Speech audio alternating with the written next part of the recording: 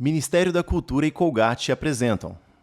E agora, a próxima palestra, a gente vai falar sobre acessibilidade, a importância de ter um consultório acessível. E para isso, eu vou convidar agora aqui ao palco a Flávia Sintra, que é jornalista de formação, também é escritora e palestrante. Ela trabalha como repórter do Fantástico da Rede Globo desde 2010. Foi vice-presidente do Instituto Paradigma, organização que representou no comitê ad hoc, criado pela Organização das Nações Unidas, para a elaboração da Convenção sobre os Direitos da Pessoa com Deficiência. Também atuou como consultora na novela Viver a Vida, de 2009. Com vocês, Flávia Sintra. Uma salva de palmas. Seja muito bem-vinda, Flávia. Flávia está em uma cadeira de rodas motorizada. Ela é uma mulher branca de cabelos na altura dos ombros. Os cabelos são escuros. Jaqueline entrega o microfone a ela. Obrigada, bom dia. Que alegria estar aqui com vocês nessa manhã. Desse encontro criado para colocar pessoas na vida, para tirar a gente da invisibilidade. Muito bom, obrigada mesmo pela oportunidade de estarem aqui e escolherem estarem aqui para me ouvir. E eu já tive uma entrada aqui temática, né, a respeito da minha palestra, com um recurso acessível que me permite estar aqui em pé de igualdade com os demais palestrantes. Isso não seria possível sem a tecnologia. Quero falar um pouco sobre isso com vocês na nossa reflexão dessa manhã. Para isso, eu preparei uma apresentação, só para guiar mesmo a nossa conversa. E, bom, partindo do momento de vida que eu estou hoje, né? Aos 51 anos de idade, mãe de 2 filhos adolescentes, jornalista na TV Globo, já trabalhando há 15 anos, passei por outras emissoras antes disso, mas eu queria dividir com vocês um pouco da minha trajetória, de trás para frente, de frente para trás, para compartilhar algumas reflexões acerca do impacto que a acessibilidade pode causar na vida das pessoas e também o significado que pode ter a falta dela. Então, no primeiro slide, aqui tem uma moça, lá em 1991, cheia de confiança no futuro. Essa sou eu, aos 18 anos de idade, no auge do meu privilégio, que eu ainda não tinha consciência, mas uma garota jovem, bonita, branca, cis, hétero. O mundo inteiro estava com as portas abertas para mim nesse momento. Eu cresci, eu cheguei até essa idade, tendo certeza que eu era incrível e que eu podia conquistar tudo o que eu quisesse na minha vida. Eu tinha tudo para isso. Nada me impedia. E aí, voltando de uma viagem, no dia 16 de outubro de 1991, o carro capotou. E eu fraturei a coluna cervical e fiquei tetraplégica da noite para o dia. E me vi numa UTI de hospital, e os médicos todos os dias iam com aquelas agulhinhas tocar com a pontinha da agulha na sola do meu pé, em alguns pontos das minhas pernas, e eu não sentia nada. Saí do hospital, fui encaminhada para a reabilitação, todo aquele processo clássico de tentativa de recuperação, e em muito pouco tempo ficou entendido que a minha situação era definitiva. No próximo. E essa situação definitiva, ela foi traduzida num laudo médico. Um laudo que foi encaminhado para o INSS. Naquela época, eu já trabalhava como secretária de um cursinho pré-vestibular. Estava afastada. achando que eu estava me recuperando e que logo ia retomar a minha vida. Só que antes que eu pudesse me organizar para pensar em voltar a trabalhar, em voltar a viver a vida comum aos jovens parecidos comigo, eu recebi esse laudo de invalidez. Na verdade, não foi exatamente esse, mas é um laudo muito parecido com esse, porque o meu laudo não mudou quase nada nos últimos 30 anos. É um laudo que traz a definição de tudo que eu não posso fazer. Não anda, não tem autonomia, tem osteoporose, tem risco de queda, tem bexiga neurogênica, tem uma série de descrições de tudo que eu não posso fazer nesse laudo. E a partir daquele momento, eu precisei lidar com um olhar sobre tudo que eu não podia mais. Então, toda aquela potência daquela jovem confiante de que o mundo era dela, desapareceu. E as pessoas me olhavam como se eu fosse a memória daquilo que eu poderia ser, mas nunca mais seria. Era quase que como pêsames para mim mesma, viva. Era um olhar que, puxa, tão jovem, tão bonita. Ai, coitada, acabou a vida dela. E lidar com esse olhar sempre me incomodou demais. E muito cedo eu entendi que, apesar de não poder mais andar, e sim ter passado por todo o processo do luto que essa perda significa e reestruturado, enfim, não foi um processo fácil. Mas eu entendi muito rápido que o que me limitava era a falta de oportunidade, a falta de credibilidade, a falta de possibilidades que a sociedade impunha na vida de pessoas como eu, começando por esse jeito de olhar. E aí, muito rápido, quando eu menos esperei, estava eu lá na Silvia Popovic, um programa de grande sucesso da época, falando sobre isso no alto dos meus 20 anos de idade. Vídeo O Olhar do Outro, 1993. Existe um estranhamento, assim, né? Quer dizer, a pessoa olha para você e desolha, você olha de novo e desolha, né? Quer dizer, não sabe muito bem o que fazer com a informação de uma moça linda como você, bonita, né? Toda cheia de graça, né? E de repente está numa cadeira. Pô, como é que essa menina vai fazer agora com a vida dela? É essa perplexidade que causa na gente quando a gente vê alguém sentado numa cadeira de rodas. Fala, bom, e aí? Né? Eu não vou nem chegar perto porque, coitada, né? A vida dela não deve ter muita graça. E é assim mesmo? Eu acho que lidar sempre com qualquer tipo de perda é muito difícil. Mas quando a perda é explícita, tá no corpo, além de lidar com as próprias angústias e os sentimentos que essa perda traz, o mais complicado é lidar justamente com o olhar do outro, com a maneira, com a relação que a sociedade tem com essa questão da deficiência. Então, como é que é na prática? Você vai...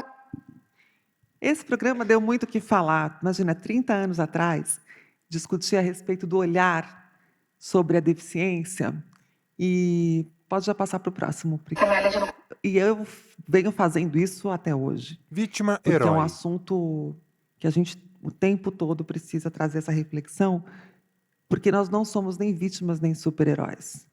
Pessoas com deficiência são pessoas. E é muito cruel quando a gente vitimiza e só encara as impossibilidades e impede que a pessoa possa exercer toda a potência, toda a capacidade que é individual, que é inerente a cada um. E também pode passar vítima, inválido, doente, incapaz. As palavras vão surgindo na tela. Na outra ponta, o exemplo de superação, o exemplo de vida. E aí, se você pensar, né, a mesma sociedade que insiste em manter todas as barreiras que me impedem de interagir, de produzir, de acessar, de estar nos lugares, é a mesma sociedade que me premia quando eu consigo fazer alguma coisa comum com muito esforço. Isso é, no mínimo, uma grande sacanagem. Eu não tenho que superar barreiras. Não é justo que, para ter uma vida comum, eu precise provar que eu sou muito poderosa. Eu sou uma pessoa, gente, que passa muito tempo sem beber água. Quando eu estou trabalhando na rua, eu sou repórter, lugar de repórter é na rua. Eu passo muitas horas sem beber água porque eu não sei quando vai ser o próximo banheiro que eu vou conseguir encontrar. A pessoa me vê num esforço enorme para conseguir abrir uma porta, porque aquela maçaneta de bolinha miserável é difícil pra caramba segurar, e segurar, firmar e ainda girar a mão. Porque eu sou tetraplégica, eu tenho dificuldade com os movimentos dos dedos da mão. As pessoas preferem aplaudir do que trocar uma maçaneta e colocar aquela de alavanca, que tem um modelo universal e tem um uso muito mais fácil e seguro para todo mundo. Ninguém se incomoda com a maçaneta de bolinha. Gente, minha missão nesse mundo é acabar com as maçanetas de bolinha. Eu odeio essas maçanetas com todas as forças da minha alma, porque não faz sentido. E pensa, no incêndio, aquela bolinha lá esquenta e nem você, com a sua mão forte, consegue abrir. Acessibilidade é sobre isso. É sobre pensar em objetos, acessórios, espaços, situações que contemplem um maior número de pessoas. E aí, quando a gente não está contemplado, né, nesse cenário que não foi pensado para mim, por exemplo, as pessoas aplaudem o meu esforço. Só que a energia que eu gasto só para existir, só para estar presente, me coloca numa situação de desvantagem que é muito covarde. E isso não tem a ver com a minha deficiência. Tem a ver com esse mundo ainda pensado de um jeito tão desigual. O próximo, por favor. Aqui, mais uma reflexão, com toda a minha sabedoria. Aqui eu já tinha 21. E a gente estava discutindo, como eu disse, muito cedo eu comecei a me envolver em grupos de estudo e também no ativismo dos direitos das pessoas com deficiência, porque eu ficava inconformada com esse olhar piedoso e com o modo como a gente ainda no Brasil, não só no Brasil, mas no mundo inteiro, ainda se via tão desamparado no aspecto das políticas públicas. Gente, nessa época, a lei de cotas, aquela que abre uma reserva de mercado para pessoas com deficiência, ela já existia, ela foi aprovada em 1991, mas ela só foi regulamentada em 1999. Só a partir do ano 2000 é que começou-se a falar da participação das pessoas com deficiência no mercado de trabalho aqui no Brasil. Então, a minha primeira década inteira como pessoa com deficiência foi numa perspectiva de que era normal as pessoas não trabalharem e serem aposentadas como inválidas, aquela aposentadoria por invalidez. Foi isso que aconteceu comigo. Eu recebi na minha casa uma carta do INSS anunciando a minha aposentadoria por invalidez, aos 21 anos de idade. Tudo que eu não ia fazer naquele momento da minha vida seria pôr um pijama e ficar assistindo televisão. E eu fui para a luta. E o jeito de lutar que eu encontrei foi me associar a organizações e pessoas que pensavam de jeito parecido comigo, começando pelo entendimento do que é deficiência. O videozinho sábio da Flávia, de 21 anos. Independência, autonomia, 1995. Apenas diferentes. Educação Especial, Deficiência Física, Programa 1. Sou tetraplégica, para me movimentar dependo dessa cadeira. Flávia Jovem. Eu não perdi a sensibilidade do meu corpo, mas o comum é que isso aconteça com a pessoa tetraplégica da altura do pescoço para baixo. Vídeos de Flávia fazendo diversas tarefas, A Declaração como dos leitura e falar Direitos ao das Pessoas telefone. Deficientes, assinada pela ONU em 75, diz que deficiente é toda pessoa incapaz de exercer uma vida autônoma, independente. A vida de pessoas como eu é a prova de que essa declaração está ultrapassada. Associar a deficiência à incapacidade é um grande engano. A gente começou a trabalhar em grupos de estudo que chegaram depois à Organização das Nações Unidas, e eu fui rapidamente... Passa a próxima, por favor. E eu tive oportunidade de acessar esses grupos para discutir internacionalmente esse entendimento da deficiência numa perspectiva social. Na tela, conceito social da deficiência. Eu não tenho tempo para contar toda a trajetória dessa discussão, mas eu sugiro para quem tenha interesse pesquisar depois sobre o conceito social da deficiência, porque ele mudou completamente a matriz de política pública internacional, de política corporativa, do Pessoas jeito com de pensar em deficiência são aquelas que têm saúde, em impedimentos de longo educação, prazo de na natureza física, perspectiva mental, da intelectual ou deficiência. sensorial, os quais, em interação com diversas Nós barreiras, abandonamos podem aquela obstruir sua ideia participação de que a plena e efetiva na deficiência sociedade em ela é igualdade de sinônimo de condições com as demais incapacidade, pessoas. para Convenção sobre os entender Direitos da Pessoa com que a Deficiência da ONU. deficiência ela é um resultado da interação entre pessoas com diferentes níveis funcionais em um entorno que não está preparado para receber todos. O impacto que a deficiência causa na vida de uma pessoa está diretamente relacionado ao número de barreiras que ela precisa enfrentar todos os dias. Isso quer dizer que alguém como eu, que tem uma deficiência severa, eu não consigo ficar de pé, eu não consigo andar, eu não consigo nem ter o equilíbrio de tronco suficiente para me manter sentada sem apoio. Eu sou uma pessoa que tem uma deficiência considerada severa, mas eu subi nesse palco. Eu não precisei levantar e subir a escada. Eu tive acesso ao recurso de tecnologia que tornou possível a minha presença aqui. Se a gente não tivesse esse elevador, eu teria que estar falando daqui de baixo. Percebe que a minha deficiência não mudou nada? O que mudou foi o meio que favoreceu. E a gente abre mão de tanta contribuição, de tanta gente genial, de tanta potência, por falta de oportunidade, por barreiras que a gente ainda impõe. E essas barreiras, elas estão presentes desde a maçaneta de bolinha até esse olhar, o jeito de interpretar e de se relacionar com pessoas diferentes. Porque nós aprendemos que deficiência é praticamente sinônimo de doença. A gente até fala assim, né? Nossa, aquela mulher tem aquele filho que é doente. E aí, quando você vai checar, você percebe que a pessoa está se referindo a uma criança com deficiência. A deficiência está presente na humanidade desde sempre. E continuará presente como uma característica da diversidade.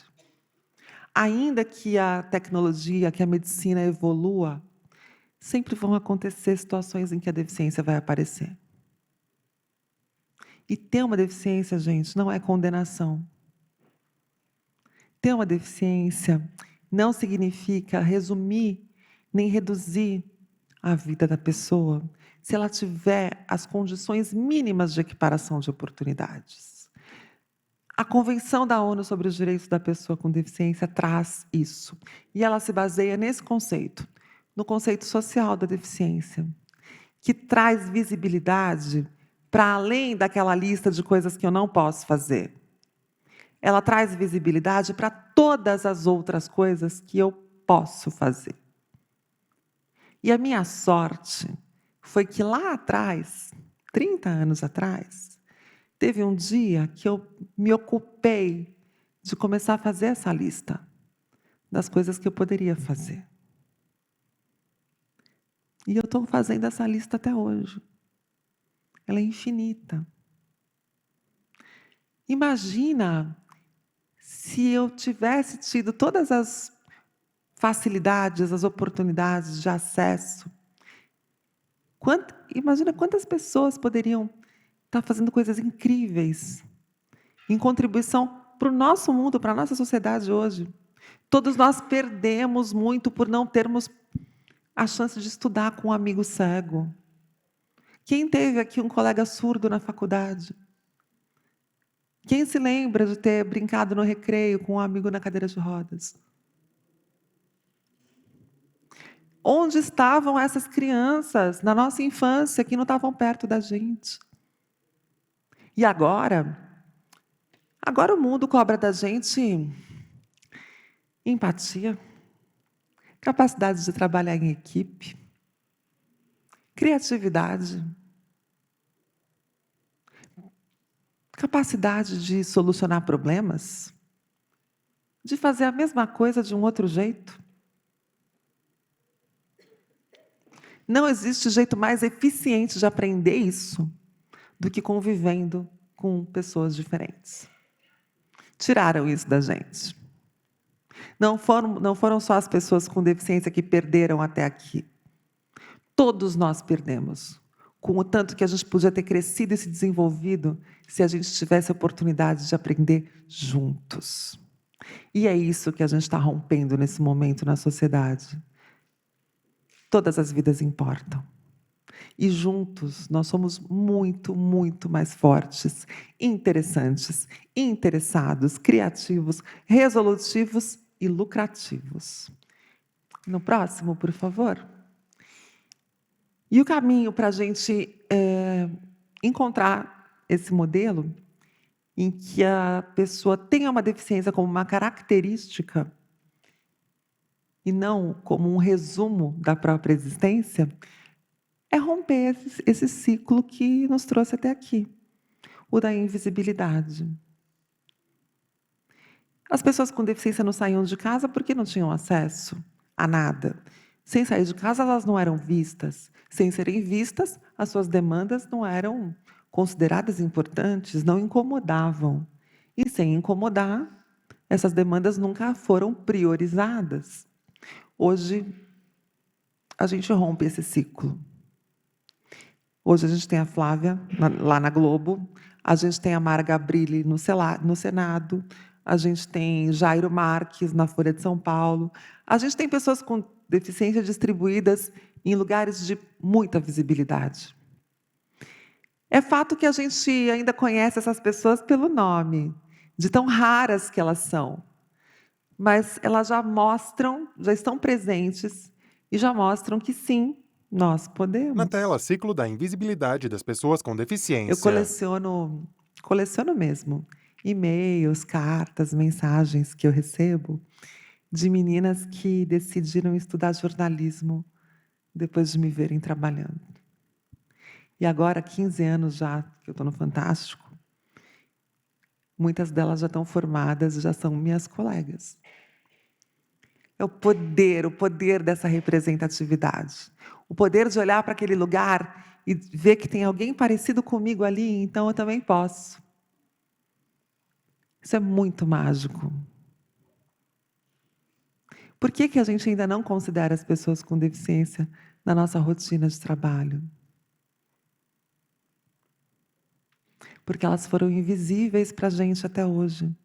Quando a gente abre esse olhar, a gente começa a ficar incomodado na padaria que tem o degrau na porta, no lugar que você percebe que o banheiro é impossível, no carro parado só 5 minutos naquela vaga reservada para a pessoa com deficiência. É esse olhar que a gente precisa abrir. E é essa visibilidade que vai trazer a convivência que nos falta para solucionar os problemas que não são só os problemas das pessoas com deficiência. São os problemas que uma sociedade doente como a nossa, excludente, preconceituosa, criou e nos colocou nessa armadilha que a gente está hoje, de não saber que caminho seguir, porque a nossa humanidade está em perigo. Então, é por essa visibilidade que eu queria pedir essa reflexão. Aqui tem um pedacinho, pode passar, por favor? O próximo. Um pouquinho da minha história com a visibilidade, já para contar um pouquinho sobre como eu cheguei no Fantástico e o trabalho importante da gente ser visto e mostrar que é possível. Posso Em contar? 2008, começou uma história linda minha Matéria com do a Flávia Fantástico. Sintra. Flávia é vista em diversas ruas da cidade de São Paulo. Entra em um estúdio do Fantástico. Eu tenho muito do fantástico na minha vida. O que ela mais ouviu dos médicos foi: dificilmente, com a sua deficiência, essa gravidez vai chegar até o fim. Mas ela não desistiu. As pessoas ficavam muito confusas, né? Porque tem gente que duvida até da sexualidade, né? Da capacidade de alguém com deficiência se E relacionar. olha, ela teve 2 filhos de uma vez, gêmeos, o Matheus e a Mariana. Eles foram me ensinando a ser mãe e a cuidar deles. A Renata também é mãe de gêmeos. Então foi muito legal porque a gente também falou dessa experiência pessoal. Renata é a repórter. Manuel Carlos assistiu essa reportagem. Ele falou, gente, eu vou fazer uma novela e vou incluir essa personagem. Foi surreal. Eu recebi o convite para ser consultora, trabalhar com a atriz, com a Aline Moraes e contribuir com a equipe de redatoras Fotos do set de do filmagem. Maneco. Então eu quis ficar muito próxima da Flávia para poder A entender. gente conseguiu revolucionar o entendimento a respeito da deficiência. Cenas da novela. Viver a Vida, 2009. Você conseguiu fazer sozinha? Eu consegui, quer dizer, eu tô conseguindo. Devagar. E nessas voltas que a vida dá, anos depois, a Flávia Sintra se tornou nossa colega, né, como repórter do Fantástico. Você que é mãe, diante de tantas opções, eu sou a primeira repórter cadeirante na TV brasileira. Eu coleciono mensagens de garotas cadeirantes que escolhem fazer jornalismo depois de ver meu trabalho, sabe? É muito bacana isso. É verdade, já tinha falado.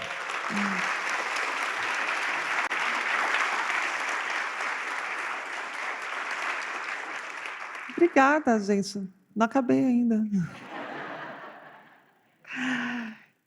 Mas a maternidade foi um capítulo ousado, né, para uma mulher tetraplégica. Só que, gente, se eu fosse esperar a sociedade, vocês todos, me enxergarem como uma mulher, como alguém merecedor de ter uma vida plena, eu teria passado a minha vida inteira esperando. Então eu resolvi viver. E eu fico muito irritada quando as pessoas me premiam por ter que superar tantos obstáculos só para ter uma vida comum. Mas é verdade que eu sou uma pessoa de muita sorte. Eu vivi a maternidade de um jeito especial. Eu engravidei naturalmente de 2 bebês. E foi um momento, de novo, de colocar à prova o quanto eu tinha potencial, o quanto eu merecia viver essa experiência sonhada por grande parte das mulheres. Mas foi uma luta encontrar um médico que me olhasse como uma mulher grávida e não como uma barriga sobre uma cadeira de rodas. Foi uma luta encontrar as soluções, as informações que eu precisava para ter a gravidez saudável que eu tive. E os meus filhos nasceram fortes, bem, e fazem, enfim, é o maior orgulho da minha vida. Hoje já estão na adolescência, às vésperas de ingressar na universidade. E essa construção da vida pessoal também é muito sacrificada para as pessoas com deficiência, porque quando você não tem oportunidade de acesso à educação, ao básico da saúde, ao mercado de trabalho, ao empoderamento de ter uma renda, essas pessoas estão sempre tuteladas à família, a instituições médicas, instituições religiosas, e elas perdem esse brilho. A gente tem que entender que a deficiência ela é só mais uma característica possível à condição humana. E olha, gente, quando a gente tem acessibilidade, quando a gente tem equiparação de oportunidades, essa característica nem é a mais importante. Sobre fundo preto em letras Próximo. laranja, pessoas com Muita deficiência. gente pergunta sobre Abaixo há um filtro. terminologia, Dentro e por isso eu dele, trouxe necessidade aqui especial, pouquinho, portador, uma diminutivos. Logo pincelada abaixo, rápida, evitar. só para reforçar que não tem problema nenhum usar o termo pessoas com deficiência. É assim mesmo que as pessoas com deficiência no mundo inteiro se reuniram lá na ONU. Eu tive a oportunidade, prazer, o orgulho de estar lá representando o Brasil no dia que a Convenção da ONU foi aprovada. E no primeiro capítulo está lá escrito: nós queremos ser chamados de pessoas com deficiência. Porque a gente está admitindo que somos pessoas, sem esconder a deficiência, sem fingir que a deficiência não existe, dando nome, deficiência. Muita gente acha que chamar alguém de pessoa com deficiência ou explicitar que alguém tem uma deficiência seja ofensivo. Não, não, imagina, você não tem deficiência. É só uma necessidade especial.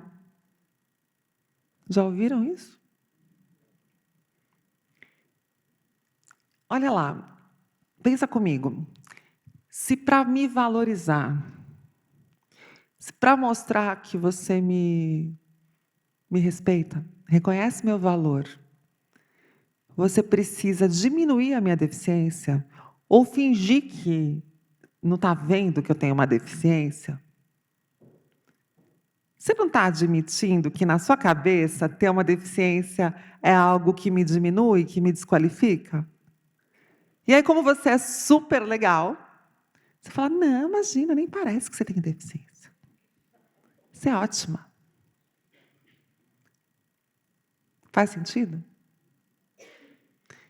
Porque deficiência não é ofensa, não é xingamento. Então, sim, podemos usar esse termo, pessoa com deficiência. Próximo, por favor. E aí a gente assim, evita alguma terminologia que está ultrapassada, né? Especialmente aqueles diminutivos que infantilizam a pessoa. Ceguinho, aleijado, aqueles termos que vão ganhando uma carga pejorativa. Prefira usar pessoa com deficiência. O próximo. Com e sem deficiência. Desculpa. Sim, o pessoa sem deficiência é uma coisa que eu também queria marcar, porque muita gente fala sobre isso, ser normal, né? Pessoas normais. Não tem problema falar pessoas normais, mas me dá a sensação de que você acha que eu não sou normal. Então, quando tem pessoas com deficiência e sem deficiência, eu sugiro que a gente use o termo pessoas sem deficiência, só para não dar a impressão de que você considera que as pessoas com deficiência não são normais. Mas não tem nada errado em falar normal, quando a gente usa o normal se referindo à maioria, né? A maioria das pessoas não tem deficiência mesmo. Próximo. E quando tiver dúvida, gente, acho que a dica de ouro é ouvir as próprias pessoas com deficiência. Ouvir o que elas têm para dizer. Porque muitas vezes, assim, se chegar uma pessoa com deficiência no seu consultório e for a primeira vez que você atende alguém com essa característica, provavelmente você vai paralisar, você vai travar, você vai ficar preocupado, você não vai saber por onde começar. Pergunta para a pessoa o que ela precisa, ela sabe. Para você pode ser a primeira vez que você está vivendo essa situação, mas para mim, gente, eu cheguei num ponto da minha vida que não tem mais pergunta inédita. Duvido que alguém me pergunte alguma coisa que eu já não tenha respondido antes, a respeito das acessibilidades que eu preciso. E muitas vezes são providências simples, factíveis. Outras exigem reforma, exigem tecnologia, exigem planejamento. Mas só vai acontecer quando a gente conhecer. Por isso, a importância de tirar essa invisibilidade do tema. Porque quando a gente conhece, a gente tem as chances de planejar e a gente começa a desejar. Porque hoje, 30 anos atrás, quando eu ia a um restaurante, a um evento, a um prédio que tinha degraus na porta, as pessoas vinham oferecer ajuda e vinham naquela perspectiva solidária brasileira, mas vinham com uma expressão assim: nossa, coitada dessa moça tão jovem, tão bonita, vamos ajudar a subir a cadeira no degrau. Hoje em dia, tão jovem, eles não falam mais. Mas eles podem até ter pena de mim. Mas o sentimento que aparece é o sentimento da indignação. Que absurdo, gente, não ter uma rampa aqui. Não é possível. Onde que é o acesso? A sociedade vem mudando, as pessoas estão percebendo que é um absurdo. E hoje a gente vive um momento em que profissionais que ignoram a inclusão e a acessibilidade vêm sendo cada vez mais considerados ultrapassados, desatualizados. Porque, gente, eu preciso ir ao ginecologista, eu preciso ir ao dentista, eu preciso... Enfim, tudo que qualquer pessoa precisa. E o mundo está tão maluco, as coisas estão acontecendo de um jeito tão rápido, que não é possível que a gente não perceba que não cabe mais esse olhar excludente. Eu já terminei a minha fala, mas eu trouxe um momento para dividir com vocês, que eu vivi no ano passado, que é uma história que, para mim, é quase de ficção científica. Imagina que depois de 30 anos, 32, daquele dia que eu mostrei para vocês lá na primeira foto, depois de tudo que eu vivi até aqui e da história que eu construí nessa cadeira de rodas, a vida, por meio do meu trabalho, me deu a chance de experimentar de novo uma sensação que eu achei que nunca mais ia acontecer. É porque o futuro, gente, já chegou. Ele é hoje. E quem define os próximos passos somos todos nós. Vamos assistir? No vídeo, Cláudia entra em um elevador. E finalmente chegou a minha vez. Ali está ele. Uau! Flávia olha para um exoesqueleto. Parece leve. Ele é preto. Esse é um exoesqueleto. Estou muito ansiosa. Ela disse que vai agora transferir todas as minhas medidas para fazer a customização do exoesqueleto para o meu corpo. E aí, com isso, ele vai se encaixar perfeitamente nas minhas articulações para que eu possa, com pequenos movimentos, comandar e dar os impulsos necessários para que a caminhada aconteça. Uma mulher prende o exoesqueleto nas pernas de Flávia. O primeiro botão que eu apertar vai aproximar suas pernas. O segundo vai jogá-las para trás. E aí, no terceiro bip, você se joga para frente e isso vai te impulsionar para levantar. Quando você estiver pronta, joga o corpo para frente. Flávia se levanta. Maravilha! Um espasmo provavelmente nas suas pernas. Respira bem fundo primeiro. Flávia está com o corpo bem tensionado. Ela olha em volta e sorri. Da cadeira, muita gente nem percebe. Nem eu me lembrava. Mas eu tenho 1,80 m de altura. Pronta? Yes, I'm ready. Okay. Ok. Lean forward. Se inclina para frente. Flávia Like that inclina with your levemente body. o corpo para frente. A little bit faster. Mais rápido. Yes. Dá pequenos passos. Caminha. There you go. É isso aí, muito bom. Good. Yes. Gente, eu tava andando. Mantenha seu corpo bem firme. Isso. É isso. Meu Deus. Isso já existe. Minha primeira caminhada dura poucos segundos. Que legal. Entendi. Muito bom. Bom, entender é diferente de fazer direito, né? No começo é difícil entrar em sintonia com a máquina. Gente, eu tô andando. Flávia caminha e sorri. Muito bom.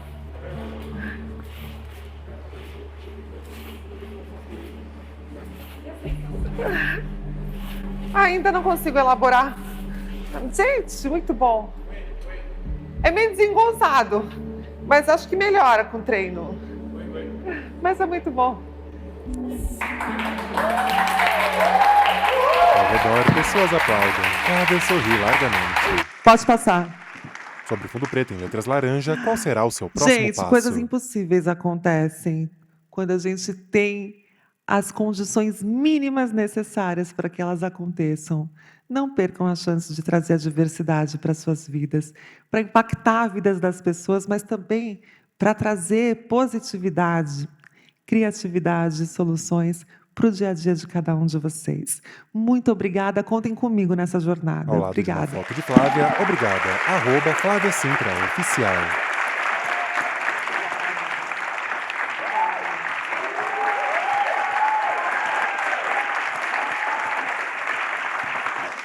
Ai, gente, para, vou chorar. O público está em pé. Ministério da Cultura e Colgate apresentam